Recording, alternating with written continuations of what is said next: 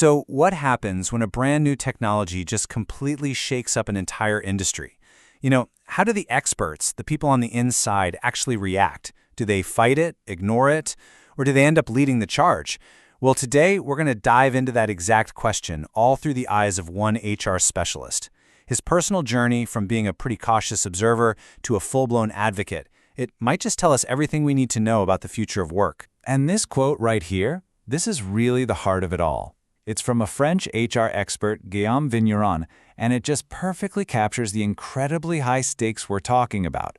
For the world of human resources, you see, AI isn't just another shiny new tool. No, it's a massive turning point, with two very, very different ways it could all play out. So who is our expert Guillaume Vigneron? Well, long before AI became the talk of the town, he was already an innovator in the HR world. He was known for this really forward-thinking concept called inbound recruiting. He was already thinking differently, Instead of just posting job ads and hoping for the best, inbound recruiting is all about pulling candidates in. It's about making your company a place that people genuinely want to work for.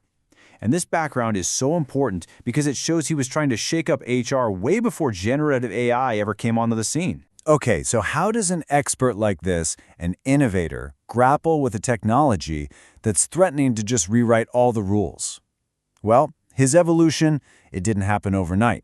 It was this multi-year journey of discovery, of surprise, and ultimately, of total conviction. You can literally see the shift happen right on this timeline. Back in 2019, Vigneron saw AI as, a useful trend, but not really a revolution. Then, the launch of ChatGPT in late 2022, that changed everything. He even said himself he never would have suspected the prodigious rapidity of how fast AI was evolving. And by 2025, his whole perspective had transformed into this, militant urgency, arguing that for HR, doing nothing just isn't an option anymore. And it wasn't just his ideas that changed, it was his entire tone. He went from being a teacher, patiently explaining the basics of these early AI tools, to being an advocate, almost a warrior for the cause. He started really pushing leaders to see AI not as some choice, but as an absolute strategic necessity for their very survival. So what does this new AI-powered world of HR actually look like? Well, we move from the theory to the concrete applications that are already delivering some pretty massive value. This is where it gets really practical and cool. For sourcing talent, he talks about these autonomous AI agents that can scan the entire web to find ideal candidates, people who aren't even actively looking for a job. For training, imagine a public speaking coach that lives in virtual reality, giving you personalized feedback in real time. And for internal mobility, AI can map the skills of your entire workforce to suggest promotions and transfers, which saves a ton of money and keeps your best people around. And listen, these are not just ideas on a whiteboard. The French National Railway Company, SNCF, they used an AI platform to get better at mapping their employees' skills and promoting from within. And the result? They saved 100 million euros in a single year, all by cutting down on unnecessary external hiring. And the results go way beyond just money, too. They touch on human development. That Excelia Business School, they use that VR and AI coaching system we talked about, and students saw a 30% improvement in their public speaking skills. The really crucial point here is that this isn't just about efficiency, it's about making people better, enhancing our potential in ways that just weren't possible before. And this brings us to the real philosophical core of Vigneron's vision. He doesn't see this future of robots replacing people. Instead, he sees a future where technology actually makes us more human, not less. He's constantly making this distinction between substitution and augmentation. The common fear is that AI is just going to take over everything.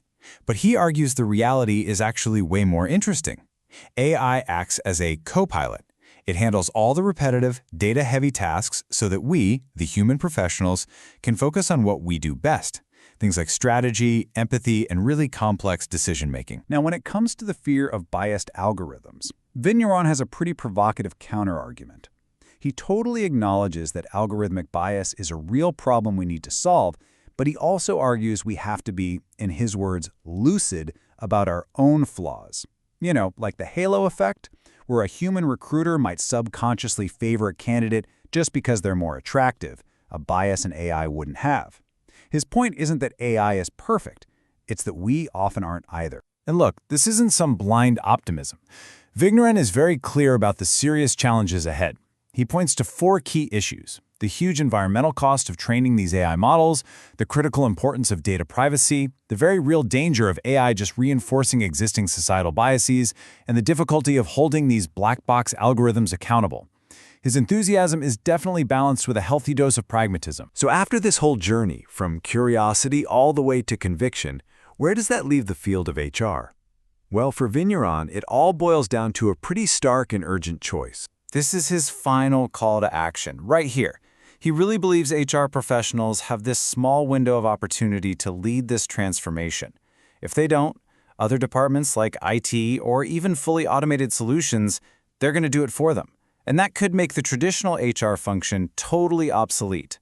The choice is simple: lead or get left behind. Vigneron's journey is this incredible case study for one industry, but the story itself is universal. These same forces of disruption and opportunity, they're playing out everywhere.